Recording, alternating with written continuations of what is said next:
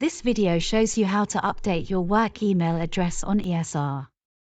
Keeping this information up to date ensures you receive important notifications, including appraisal alerts, reminders for outstanding training, and meeting links for virtual training sessions.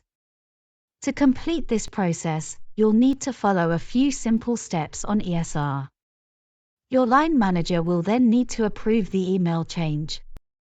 First, log into ESR. On the ESR landing page, click on My Personal Information on the left-hand menu. Then select Personal Information. In the Basic Details section, click the View and Update button. Select Correct or complete the current details. Click Next. In the Work Email Address field, enter your new nhs.net email address. Then click Next in the top right corner.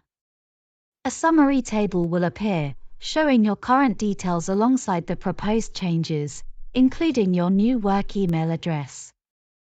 Click Submit. An email notification will now be sent to your line manager, asking them to approve the change on ESR. The line manager can click the notification icon on their ESR landing page. This icon appears as a document symbol in the top right corner.